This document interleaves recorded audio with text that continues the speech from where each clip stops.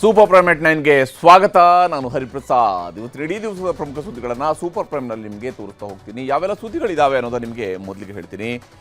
ಸಚಿವ ಸ್ಥಾನಕ್ಕೆ ನಾಗೇಂದ್ರ ಅವರು ರಾಜೀನಾಮೆಯನ್ನು ಕೊಟ್ಟಿದ್ದಾರೆ. ಶಂಭೂಕನ ಕತೆ ಹೇಳಿ ಕಣ್ಣೀರು ಹಾಕಿ ರಾಜೀನಾಮೆಯನ್ನು ಘೋಷಿಸಿದ್ದಾರೆ. ಜೊತೆಗೆ ಸವಾಲನ್ನು ಕೂಡ ಹಾಕಿದ್ದು ಡಿ ಕೆ ಶಿವಕುಮಾರ್ ಅವರು ರಾಜೀನಾಮೆಯನ್ನು ಅಂಗೀಕಾರ ಮಾಡಿದ್ದಾರೆ. ನಾಗೇಂದ್ರ ರಾಜೀನಾಮೆ ಕೊಟ್ಟ ಮೇಲೆ ಬಿಜೆಪಿಯವರಿಗೆ ಸವಾಲು ಹಾಕಿದ್ದಾರೆ. ರಾಮುಲು ಅಣ್ಣ ಪಾದಯಾತ್ರೆ ಬಿಟ್ಟು ತಾಕತ್ತಿದ್ರೆ ಎಲೆಕ್ಷನ್ಗೆ ನಿಲ್ಲುವಂತ ಸವಾಲು ಎಸೆದಿದ್ದಾರೆ. ಬಿಜೆಪಿಯವರು ಮಾತ್ರ ಪಾದಯಾತ್ರೆ ನಿಲ್ಲಿಸೋದಿಲ್ಲ ಅಂತ ಹೇಳ್ತಿದ್ದಾರೆ. ಏನೋ ಪ್ರವಾಹಕ್ಕೆ ತತ್ತರಿಸಿರುವ ನೇಪಾಳಕ್ಕೆ ಮತ್ತೆ ಜಲಪ್ರಳಯದ ಎಚ್ಚರಿಕೆ ಸಿಕ್ಕಿದೆ. 3ನೇ ದಿನದ ರಕ್ಷಣಾ ಕಾರ್ಯವನ್ನು ನಿಲ್ಲಿಸಲಾಗಿದೆ. ಇಲ್ಲಿವರೆಗೆ 550ಕ್ಕೂ ಹೆಚ್ಚು ಶವಗಳು ಸಿಕ್ಕಿದ್ದು 1500 ಮಂದಿ ಕಣ್ಮರೆಯಾಗಿದ್ದಾರೆ. ನೇಪಾಳ ದುರಂತದಲ್ಲಿ ಕಣ್ಮರೆಯಾಗಿದ್ದ 37 ಕನ್ನಡಿಗರು ಸೇಫ್ ಆಗಿದ್ದಾರೆ. ಆದರೆ ಬೆಂಗಳೂರಿಂದ ಹೋಗಿದ್ದ 5 ಅನಿವಾಸಿ ಭಾರತೀಯರ ಸುಳಿವು ಸಿಕ್ಕಿಲ್ಲ. ಭಾರತದ 400 ಜನರ ಸಂಪರ್ಕವೂ ಕೂಡ ಸಾಧ್ಯ ಆಗ್ತಾ ಇಲ್ಲ.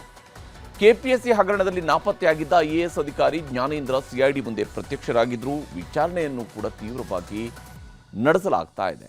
ಇದೇ ವಿಷಯದಲ್ಲಿ ಪ್ರಿಯಾಂಕ್ ಖರ್ಗೆ ವರ್ಸಸ್ HDK ಅನ್ನುವ ವಾಗ್ಯುದ್ಧ ಈಗ ನಡೀತಾ ಇದೆ. ಈ ಎಲ್ಲ ಸುದ್ದಿಗಳನ್ನು ವಿವರವಾಗಿ ನಿಮಗೆ ತೋರಿಸ್ತಾ ಹೋಗ್ತೀನಿ. ಮುಖ್ಯಮಂತ್ರಿ ಡಿ ಕೆ ಶಿವಕುಮಾರ್ ಸರ್ಕಾರದ ಮೊದಲ ವಿಕೆಟ್ ಪತನ ಆಗಿದೆ.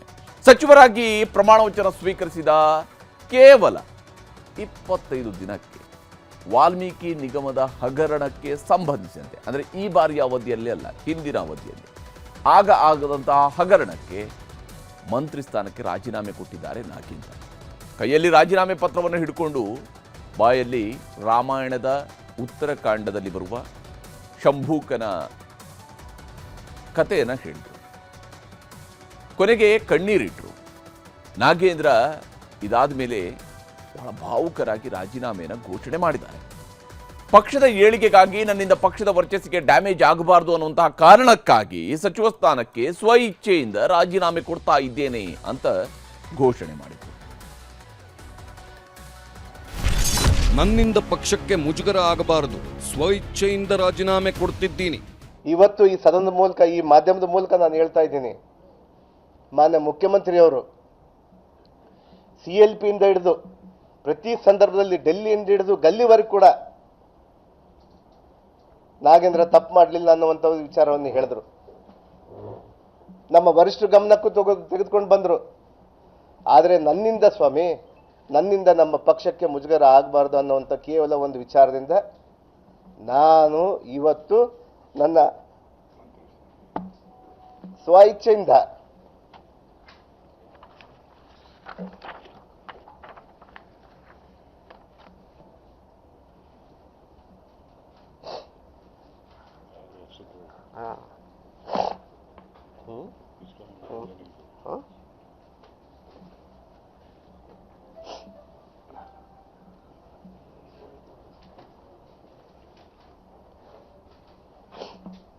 ನನ್ನ ಸ್ವ ಇಚ್ಛೆಯಿಂದ ನನ್ನ ರಾಜೀನಾಮೆಯನ್ನು ನಾನು ನನ್ನ ಮುಖ್ಯಮಂತ್ರಿಯವರಿಗೆ ನಾನು ಕೊಡ್ತಾ ಇದ್ದೀನಿ.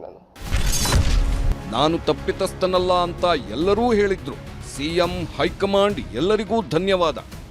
ನಾನು ತಪ್ಪಿತಸ್ಥ ಅಲ್ಲ ಅನ್ನುವಂಥದ್ದನ್ನ ಬಹಳಷ್ಟು ಪ್ರಮಾಣದಲ್ಲಿ ಕೂಡ ಅವರು ಹೇಳ್ಕೊಂಡು ಬಂದರು. ಅವ್ರಿಗೂ ಧನ್ಯವಾದಗಳನ್ನು ಹೇಳ್ತೀನಿ. ಮತ್ತು ನಮ್ಮ ವರಿಷ್ಠರಾದಂಥ ಮಲ್ಲಿಕಾರ್ಜುನ ಖರ್ಗೆ ಸಾಹೇಬರು ಮತ್ತು ನಮ್ಮ ವೇಣುಗೋಪಾಲ್ ಸಾಹೇಬರು, ರಾಹುಲ್ ಗಾಂಧೀಜಿಯವರು, ಸುರ್ಜೇವಾಲಾ ಅವರು ಮತ್ತು ನಮ್ಮ ಮಾಜಿ ಮುಖ್ಯಮಂತ್ರಿಗಳಾದ ಸಿದ್ದರಾಮಯ್ಯ ಸಾಹೇಬರು, ನಮ್ಮ PCC ಅಧ್ಯಕ್ಷರಾಗಿರುವಂಥ ಹರಿಪ್ರಸಾದ್ ಸಾಹೇಬರು, ನಮ್ಮ ನಾಸೀರಣ್ಣವರು, ನಮ್ಮ ಜಮೀರಣ್ಣವರು, ನಮ್ಮ GC ಚಂದ್ರಶೇಖರ್ ಸಾಹೇಬರು ಎಲ್ಲರೂ ಕೂಡ ಮುಕ್ತವಾಗಿ ನನಗೆ ಸಪೋರ್ಟ್ ಮಾಡ್ಕೊಂಡು ಬಂದಿದ್ದವರು. ಮುಖ್ಯವಾಗಿ ನಮ್ಮ ಪ್ರಿಯಾಂಕ್ ಖರ್ಗೆ ಅವರು. ಇವತ್ತು ಯಾರು ನಮ್ಮ ಪಕ್ಷ ಮುಜುಗರಕ್ಕೆ ಒಳಗಾಗಬಾರ್ದು ಅನ್ನುವಂಥ ವಿಚಾರದಿಂದ ನನ್ನ ಸ್ವ ಇಚ್ಛೆಯಿಂದ ನನ್ನ ರಾಜೀನಾಮೆಯನ್ನು ಇವತ್ತು ನಾನು ಮುಖ್ಯಮಂತ್ರಿಯವರಿಗೆ ಕೊಡ್ತಾ ಇದ್ದೀನಿ. ಅದಾದ ನಂತರ ಅಖಾಡದಲ್ಲಿ ಏನಾಗುತ್ತೋ ತಮಗೆಲ್ಲ ಕೂಡ ಮುಂದಿನ ದಿನಗಳು ತಿಳಿಸ್ತೀನಿ. ಎಲ್ಲರಿಗೂ ಧನ್ಯವಾದಗಳು. ತಾವೆಲ್ಲರೂ ಕೂಡ ಇನ್ನು ಸಚಿವ ಸ್ಥಾನಕ್ಕೆ ಕಣ್ಣೀರು ಹಾಕಿ ರಾಜೀನಾಮೆಯನ್ನು ಕೊಟ್ಟರು ನಾಗೇಂದ್ರ. ಆದರೆ ರಾಜೀನಾಮೆ ಘೋಷಣೆ ಮಾಡೋಕ್ಕೂ ಮೊದಲು, ರಾಜೀನಾಮೆ ಘೋಷಿಸಿದ ಮೇಲೂ ಬಿಜೆಪಿಯವರಿಗೆ ಸಾಲು ಸವಾಲನ್ನು ಹಾಕಿದ್ದಾರೆ. ಬಿಜೆಪಿಯವರನ್ನ ಕುತಂತ್ರಿಗಳು ಅಂತ ಕರೆದು, ರಾಮುಲು ರೆಡ್ಡಿ ಬಳ್ಳಾರಿಯ ರಿಜೆಕ್ಟ್ ಪೀಸ್ಗಳು ಅಂತ ವಾಗ್ದಾಳಿ ನಡೆಸಿದರು. ನಾನು ಶಾಸಕ ಸ್ಥಾನಕ್ಕೆ ರಾಜೀನಾಮೆ ಕೊಡ್ತೀನಿ, ತಾಕತ್ತಿದ್ರೆ ರಾಮುಲು ಅಣ್ಣ ಜನತಾ ನ್ಯಾಯಾಲಯಕ್ಕೆ ಹೋಗೋಣ ಬಾ ಅಂತ ಸವಾಲಿಸಿದ್ದಾರೆ. ಕುಮಾರಸ್ವಾಮಿ ಅವರ ಕೇಸನ್ನು ಕೂಡ ಎಳೆದು ಆಕ್ರೋಶವನ್ನ ಹೊರಹಾಕಿದರು.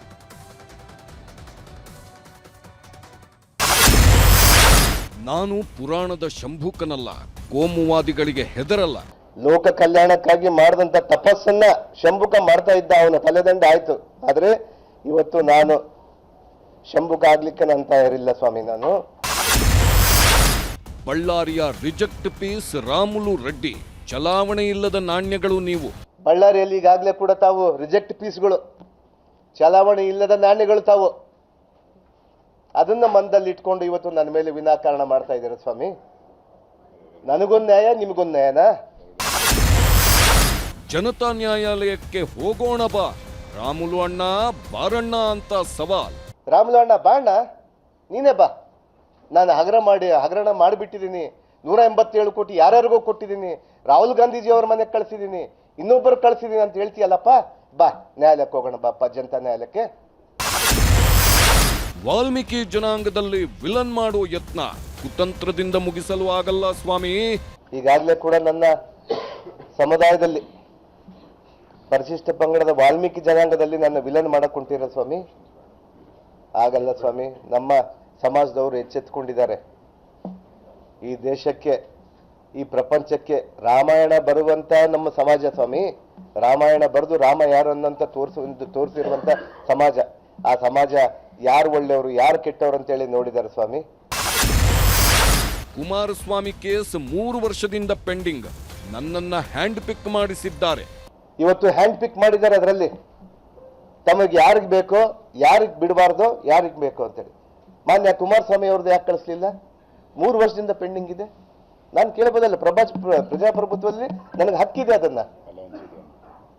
ಇವತ್ತು ನಿಮ್ಮ ಜೋಡಿ ಅವರೆಲ್ಲರೂ ಕೂಡ ಒಟ್ಟಾಗಿದ್ದಾರೆ, ತಾವೆಲ್ಲರೂ ಕೂಡ ಅಲಯನ್ಸ್ ಅಲ್ಲಿ ಇದ್ದೀರಿ ಅಂತೇಳಿ ತಾವು ತಿಳಿದು ಇವತ್ತು ಹ್ಯಾಂಡ್ ಪಿಕ್ ಅದನ್ನ ಬಿಟ್ಟು ಬೇರೆ ಬೇರೆ ಸಂದರ್ಭದಲ್ಲಿ ಹೇಳಿ ಇವತ್ತು ನನಗೆ ಮಾತ್ರನೇ ತಾವು ಕಳಿಸ್ತೀರಲ್ಲ ಸ್ವಾಮಿ. ಇದು ನ್ಯಾಯವನ್ನ? ಇಡಿ ಸಿಬಿಐನವರನ್ನ ಮತ್ತೆ ಬಿಡಬಹುದು. ನನ್ನಂತ ನಾಗೇಂದ್ರ ಲಕ್ಷ ಜನ ಇದ್ದಾರೆ, ಬನ್ನಿ. ಇವತ್ತೇನು ಇನ್ನೊಂದು ಕೇಸ್ ಮಾಡ್ಬೋದು ನನ್ನ ಮೇಲೆ. ಇಡಿ ಸಿಬಿಐ ಮತ್ತೆ ಬಿಡ್ಬೋದು ಅವರು, ಎದುರಲ್ಲ ಸ್ವಾಮಿ. ನನ್ನಂತ ನಾಗೇಂದ್ರಗಳು ಲಕ್ಷ ಜನ ಇದ್ದಾರೆ ನಮ್ಮ ಬಳ್ಳಾರಿಯಲ್ಲಿ. ಬನ್ನಿ ನೋಡೋಣ ಅಂತ. ಶಾಸಕ ಸ್ಥಾನಕ್ಕೂ ರಾಜೀನಾಮೆ ಕೊಡ್ತೀನಿ, ಜನರ ಮುಂದೆ ಹೋಗೋಣ ಬಾರಣ್ಣ ರಾಮುಲು. ನನಗೊಂದು ಅವಕಾಶ ಕೊಡಿ. ಇದು ನನ್ನ ಬ್ಲ್ಯಾಕ್ ಮೇಲ್ ತಂತ್ರಗಾರಿಕೆ ಅಲ್ಲ. ನನಗೊಂದು ಅವಕಾಶ ಕೊಡಿ. ನಾನು ಮಂತ್ರಿ ಸ್ಥಾನಕ್ಕೆ ಅಲ್ಲ, ನನ್ನ ಶಾಸಕ ಸ್ಥಾನಕ್ಕೂ ನಾನು ತ್ಯಾಗ ಮಾಡ್ತೀನಿ. ಬನ್ನಿ ಅಖಾಡದಲ್ಲಿ ಹೋಗೋಣ ಅಂತ. ಇದೇ ಮನುವಾದಿಗಳಿಗೆ ನಾನು ಚಾಲೆಂಜ್ ಮಾಡ್ತಾ ಇದ್ದೀನಿ, ಸವಾಲನ್ನು ಎತ್ತಾ ಇದ್ದೀನಿ. ಬನ್ನಿ ಜನತಾ ನ್ಯಾಯಾಲಯಕ್ಕೆ ಹೋಗೋಣ ಅಂತ. ನನ್ನ ಶಾಸಕ ಸ್ಥಾನಕ್ಕೂ ನಾನು ರಾಜೀನಾಮೆ ಮಾಡ್ತಾ ಇದ್ದೀನಿ ಇವತ್ತು. ಹೀಗೆ ಸಚಿವ ಸ್ಥಾನಕ್ಕೆ ರಾಜೀನಾಮೆ ಕೊಟ್ಟಿರುವ ನಾಗೇಂದ್ರ ಸವಾಲಿನ ಮೇಲೆ ಸವಾಲನ್ನು ಹಾಕಿದ್ದಾರೆ. ಬಿಜೆಪಿಯವರು ಹೇಗೆ ಸವಾಲನ್ನು ಸ್ವೀಕರಿಸ್ತಾರೆ ಅನ್ನುವಂಥ ಪ್ರಶ್ನೆ ಇದ್ದೇ ಇದೆ. ಆದರೆ ನಾಗೇಂದ್ರ ರಾಜೀನಾಮೆಗೂ ಪ್ರತಿಪಕ್ಷದವರು ತೃಪ್ತರಾಗಿಲ್ಲ. ಸರ್ಕಾರದ ವಿರುದ್ಧ ಪಾದಯಾತ್ರೆಯನ್ನ ನಡೆಸ್ತೀವಿ ಅನ್ನುವಂತಹ ಘೋಷಣೆಯನ್ನ ಬಿಜೆಪಿಯವರು ಮಾಡಿದ್ದಾರೆ.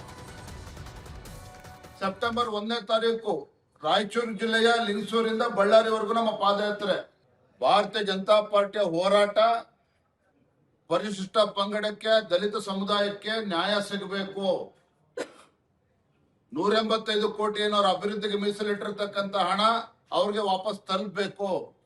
ಹಾಗಾಗಿ ಎಲ್ಲಾ ವಿಚಾರಗಳನ್ನ ಹಿಡ್ಕೊಂಡು ಭಾರತೀಯ ಜನತಾ ಪಾರ್ಟಿ ಪಾದಯಾತ್ರೆ ನಂಬ್ಕೊಂಡಿರ್ತಕ್ಕಂಥದ್ದು.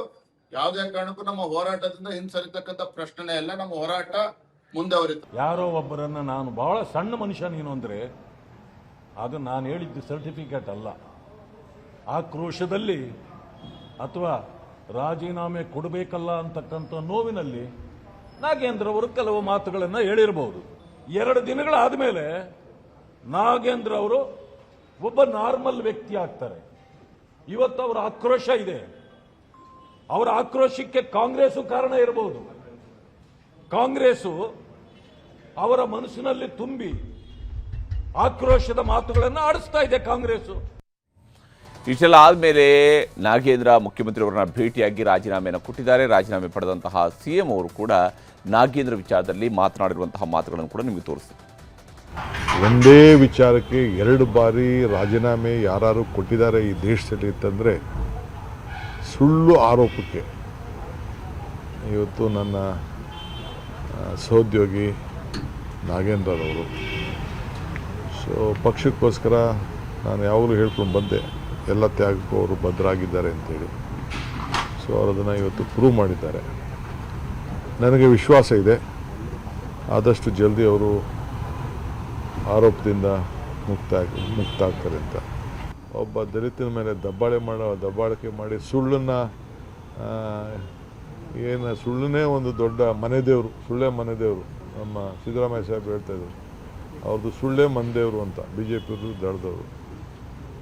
ಸೊ ಅದು ಗೆಲುವನ್ನ ಅದು.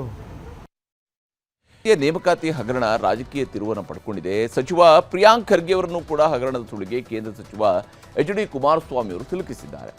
ಇನ್ನೊಂದು ಕಡೆ ನಾಪತ್ತೆಯಾಗಿದ್ದ IAS ಅಧಿಕಾರಿ CID ಮುಂದೆ ದಿಢೀರ್ ಪ್ರತ್ಯಕ್ಷರಾಗಿದ್ದಾರೆ. KPSCಯ ಪಶುವೈದ್ಯಾಧಿಕಾರಿ ನೇಮಕಾತಿ ಹಗರಣಕ್ಕೆ ಸಂಬಂಧಿಸಿದಂತೆ IAS ಅಧಿಕಾರಿ ಜ್ಞಾನೇಂದ್ರ ಕುಮಾರ್ ವಿಚಾರಣೆ ನಡೀತಾ ಇದೆ. CID ತನಿಖಾಧಿಕಾರಿ ರಾಘವೇಂದ್ರ ಹೆಗಡೆ ನೇತೃತ್ವದಲ್ಲಿ ಮಧ್ಯಾಹ್ನ 12 ಗಂಟೆಯಿಂದ CID ಕಚೇರಿಯಲ್ಲಿ ಜ್ಞಾನೇಂದ್ರ ವಿಚಾರಣೆ ನಡೀತಾ ಇದೆ. ಅನೇಕ ದಾಖಲೆಗಳನ್ನು ಮುಂದಿಟ್ಟುಕೊಂಡು CID ವಿಚಾರಣೆ ಮಾಡ್ತಾ ಇದೆ. ಜ್ಞಾನೇಂದ್ರ ಈ ಹಿಂದೆ PSC ಎಕ್ಸಾಮ್ ಕಂಟ್ರೋಲರ್ ಆಗಿ ಕೂಡ ಕೆಲಸ ಮಾಡಿದರು. ಆ ವೇಳೆಯೇ ಅಕ್ರಮ ನಡೆದಿತ್ತು ಅನ್ನುವಂತಹ ಮಾಹಿತಿಯೂ ಕೂಡ ಇದೆ. ಈ ಮಧ್ಯೆ KPSC ಹಗರಣದಲ್ಲಿ ರಾಜ್ಯ ಸರ್ಕಾರ ನೇರವಾಗಿ ಭಾಗಿಯಾಗಿದೆ ಅಂತೇಳಿ ಕೇಂದ್ರ ಸಚಿವರಾಗಿರುವ HD ಕುಮಾರಸ್ವಾಮಿ ಅವರು ಆರೋಪ ಮಾಡಿದ್ದಾರೆ. ಜೊತೆಗೆ ಗೃಹ ಸಚಿವ ಪ್ರಿಯಾಂಕ್ ಖರ್ಗೆ ವಿರುದ್ಧ HDK ವಾಗ್ದಾಳಿ ನಡೆಸಿದರು. ಬಾಯ್ ಬಿಟ್ಟರೆ RSS ಬಗ್ಗೆ ಮಾತಾಡ್ತಾರೆ, ಎಲ್ಲ ವಿಚಾರಗಳ ಬಗ್ಗೆಯೂ ಕೂಡ ಪ್ರಿಯಾಂಕ್ ಖರ್ಗೆ ಅವರು ಮೂಗು ತೂರಿಸ್ತಾರೆ. ಆದರೆ ಗ್ರಾಮೀಣಾಭಿವೃದ್ಧಿ ಸಚಿವರಾಗಿದ್ದಾಗ ದಿಢೀರಂತ 20ಕ್ಕೂ ಹೆಚ್ಚು ಇಂಜಿನಿಯರ್ಗಳನ್ನು ಕೋರ್ಟ್ ಆದೇಶ ಮೀರಿ ನೇಮಕಾತಿ ಮಾಡಿದ್ಯಾಕೆ ಅಂತ ಪ್ರಶ್ನೆ ಮಾಡಿದರು. ಇದಕ್ಕೆ ಗೃಹ ಸಚಿವ ಪ್ರಿಯಾಂಕ್ ಖರ್ಗೆ ಅವರು ಕೂಡ ತಿರುಗೇಟು ಕೊಟ್ಟಿದ್ದಾರೆ. JDSನ ಅಸ್ತಿತ್ವ ಉಳಿಸೋದಕ್ಕಾಗಿ ನನ್ನ ಬಗ್ಗೆ ಮಾತನಾಡ್ತಾ ಇದ್ದಾರೆ. BJP JDSನಿಂದ ನಾನು ಕಲಿಯುವಂಥದ್ದು ಏನಿಲ್ಲ ಅಂತೇಳಿ ತಿರುಗೇಟು ಕೊಟ್ಟಿದ್ದಾರೆ. ಏನು RSS ಅಕೌಂಟು ಕೇಳಿದೆ ಪ್ರತಿನಿತ್ಯ. ಯಾವ ಅಕೌಂಟ್ ಕೇಳಿ ಏನ್ರಿ ನೀವು ಮಾಡಿರೋ ಕೆಲಸಕ್ಕೆ ನೀವೇ ಉತ್ತರ ಕೊಡ್ತೀರಿ? ಇವರೇ ಅಲ್ವಾ RSS ಬಗ್ಗೆ ದೊಡ್ಡ ಆರ್ಟಿಕಲ್ ಬರೆದಿದ್ದು, ಮರ್ತೋಗ್ಬಿಟ್ಟಿದ್ದಾರೆ. RSS ಒಂದು ವಿಷ ಸರ್ಪ ಅಂದ್ಬಿಟ್ಟು ಯಾರು ಹೇಳಿದ್ದು? ಕುಮಾರಸ್ವಾಮಿ ಅವರು. ಅಧಿಕಾರಗೋಸ್ಕರ ಸಿದ್ಧಾಂತ ತತ್ವವನ್ನು ಬಿಟ್ಟು ಹೋಗೋರ ಬಗ್ಗೆ ಏನು ಹೇಳೋದು ನಾನು? I don't have anything to learn from BJP or JDS. ಈಗ ರಾಜ್ಯ ದೇಶ ವಿದೇಶಗಳ ಮತ್ತಷ್ಟು ಪ್ರಮುಖ ಸುದ್ದಿಗಳನ್ನು ಕ್ವಿಕ್ ಆಗಿ ನೋಡ್ತಾ ಹೋಗೋಣ. ರೇಣುಕಾಸ್ವಾಮಿ ಕೊಲೆ ಕೇಸ್ಗೆ ಸಂಬಂಧಿಸಿದಂತೆ ಪ್ರದೂಷ್ ಮಾಫಿ ಸಾಕ್ಷಿ ನುಡಿಯಲು ಡೇಟ್ ಫಿಕ್ಸ್ ಆಗಿದೆ. ಸೆಪ್ಟೆಂಬರ್ 2ರಂದು ಪ್ರದೂಷ್ನ ಖುದ್ದು ಹಾಜರಿಗೆ 59ನೇ CCH ಕೋರ್ಟ್ ಸೂಚಿಸಿದೆ. ಹೀಗಾಗಿ ಪ್ರದೂಷ್ ಖುದ್ದು ಹಾಜರಾಗಿ ನಟ ದರ್ಶನ್ ಸೇರಿದಂತೆ 16 ಆರೋಪಿಗಳ ವಿರುದ್ಧ ಸಾಕ್ಷ್ಯ ನುಡಿಯಲಿದ್ದಾರೆ. ಹನೂರು ಎನ್ಕೌಂಟರ್ ಪ್ರಕರಣ ಇದೀಗ ಹೊಸ ತಿರುವು ಪಡ್ಕೊಂಡಿದೆ. ಪ್ರಕರಣದ ತನಿಖೆ ಅಧಿಕಾರಿಗಳು ಕರ್ನಾಟಕ ತಮಿಳುನಾಡು ಗಡಿಯಲ್ಲಿ ಪ್ಯಾಂಗೋಲಿನ್ ಕಳ್ಳಸಾಗಣೆ ಜಾಲವನ್ನು ಪತ್ತೆ ಮಾಡಿದ್ದಾರೆ. ಬೇಟೆಗಾರರ ಹಿಂದೆ ನಿರ್ವಾಹಕರು ಮತ್ತು ಕೊರಿಯರ್ಗಳ ಜಾಲ ಇದೆ. ಇದರ ಹಿಂದೆ ಮುನಿಯಾಂಡಿ ಎಂಬ ಕಿಂಗ್ ಪಿನ್ ಇರುವುದು ಪತ್ತೆಯಾಗಿದೆ. ಮೈಸೂರಿನಲ್ಲಿ 169 ಎಕರೆ ಪ್ರದೇಶವನ್ನು ಕೈಗಾರಿಕೆಗೆ ವಶಪಡಿಸಿಕೊಳ್ಳುತ್ತಿರುವ ವಿಚಾರವಾಗಿ ಸರ್ಕಾರದ ವಿರುದ್ಧ ಕೇಂದ್ರ ಸಚಿವ HD ಕುಮಾರಸ್ವಾಮಿ ಕಿಡಿಕಾರಿದ್ದಾರೆ. ನಾನು ಸ್ಥಳಕ್ಕೆ ಹೋಗಿ ರೈತರ ಸಮಸ್ಯೆಯನ್ನು ಕೇಳ್ತೇನೆ. ಸರ್ಕಾರ ಫಲವತ್ತಾದ ಭೂಮಿಯನ್ನು ಹುಡುಕಿ ಯಾಕೆ ಹೋಗ್ತಾ ಇದೆ ಅನ್ನೋದು ಗೊತ್ತಿಲ್ಲ. ಮಂಡ್ಯ ಜಿಲ್ಲೆಗೆ ಕೈಗಾರಿಕೆ ತರಬೇಕು ಅಂತ ಯೋಜನೆ ಇದ್ದು ಒಣಭೂಮಿ ಜಮೀನನ್ನು ಕೊಡಲು ನಾನು ಕೇಳಿದ್ದೇನೆ ಅಂತ ಹೇಳಿದ್ದಾರೆ.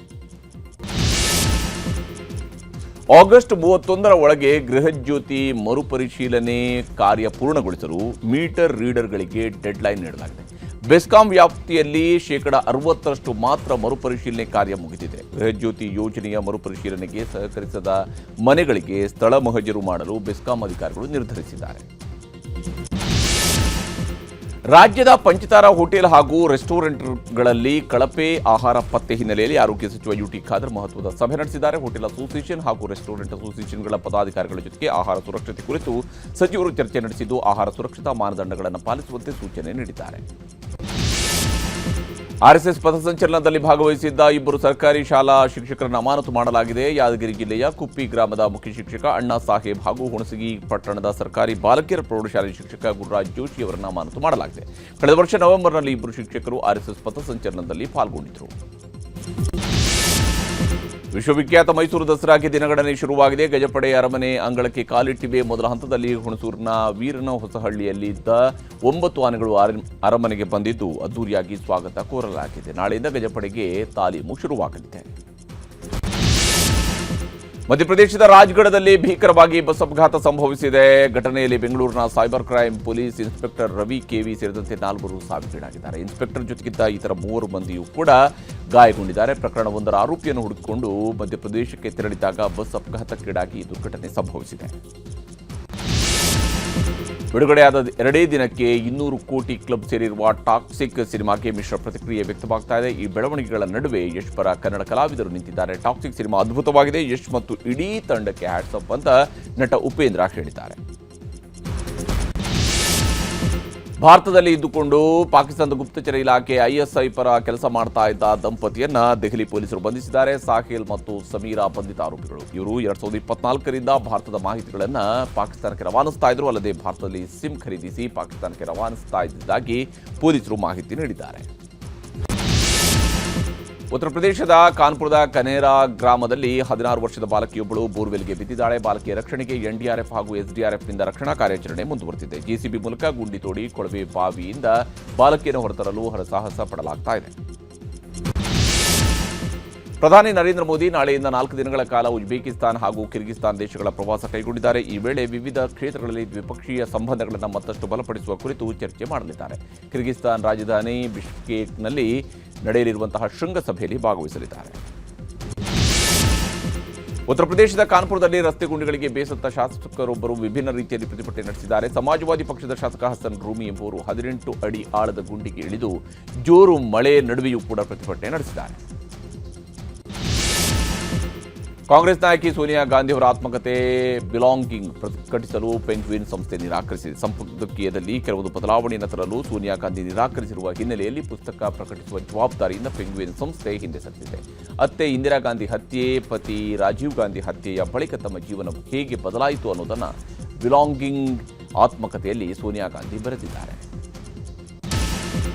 ಪ್ರಧಾನಿ ನರೇಂದ್ರ ಮೋದಿ ಅವರು ಶಾಲಾ ಮಕ್ಕಳೊಂದಿಗೆ ರಕ್ಷಾಬಂಧನ ಹಬ್ಬವನ್ನು ಸಡಗರದಿಂದ ಆಚರಿಸಿದ್ದಾರೆ. ದೆಹಲಿಯ ನಿವಾಸದಲ್ಲಿ ವಿವಿಧ ಶಾಲೆಗಳ ವಿದ್ಯಾರ್ಥಿನಿಯರು ಪ್ರಧಾನಿ ಮೋದಿ ಅವರನ್ನ ಭೇಟಿಯಾಗಿ ರಾಖಿ ಕಟ್ಟಿ ಶುಭಾಶಯ ಕೋರಿದ್ರು. ಈ ವೇಳೆ ಮಕ್ಕಳೊಂದಿಗೆ ತಮಾಷೆಯ ಮಾತುಗಳನ್ನಾಡುತ್ತಾ ಪ್ರಧಾನಿ ಮೋದಿ ಸಂವಾದ ನಡೆಸಿದ್ದಾರೆ. ಸೇಂಟ್ ಲೂಯಿಸ್ನಲ್ಲಿ ನಡೆದಂತಹ ಗ್ರ್ಯಾಂಡ್ ಚೆಸ್ ಟೂರ್ ಫೈನಲ್ನಲ್ಲಿ ಭಾರತದ ಯುವ ಗ್ರ್ಯಾಂಡ್ ಮಾಸ್ಟರ್ ಆರ್ ಪ್ರಜ್ಞಾನಂದ ಪ್ರಶಸ್ತಿ ಮುಡಿಗೇರಿಸಿಕೊಂಡಿದ್ದಾರೆ. ತಮ್ಮ ವೃತ್ತಿ ಜೀವನದ ಅತಿ ದೊಡ್ಡ ಪ್ರಶಸ್ತಿಯನ್ನು ಗೆದ್ದಿರುವ ಪ್ರಜ್ಞಾನಂದ ಗ್ರ್ಯಾಂಡ್ ಚೆಸ್ ಟೂರ್ ಪ್ರಶಸ್ತಿ ಗೆದ್ದ ಭಾರತದ ಮೊದಲ ಆಟಗಾರ ಎನ್ನುವ ಹೆಗ್ಗಳಿಕೆಗೆ ಪಾತ್ರರಾಗಿದ್ದಾರೆ. ಪ್ರತಿಷ್ಠಿತ ಫೋರ್ಬ್ಸ್ ಇಂಡಿಯಾ ದೇಶದ 100 ಪ್ರಭಾವಿ ವ್ಯಕ್ತಿಗಳ ಪಟ್ಟಿಯನ್ನು ಬಿಡುಗಡೆ ಮಾಡಿದೆ. ಈ ಪಟ್ಟಿಯಲ್ಲಿ ಕನ್ನಡಿಗ ನಟ ರಿಷಬ್ ಶೆಟ್ಟಿ ಅವರು ಭಾರತದ ಪ್ರಭಾವಿ 100 ಸೆಲೆಬ್ರಿಟಿಗಳಲ್ಲಿ ಒಬ್ಬರು ಅಂತ ಗುರುತಿಸಿಕೊಂಡಿದ್ದಾರೆ. ಬರಹಗಾರ ವಿಭಾಗದಲ್ಲಿ ಕನ್ನಡದ ಖ್ಯಾತ ಬರಹಗಾರ್ತಿ ಬಾನು ಮುಷ್ತಾಕ್ ಸ್ಥಾನ ಪಡೆದಿದ್ದಾರೆ.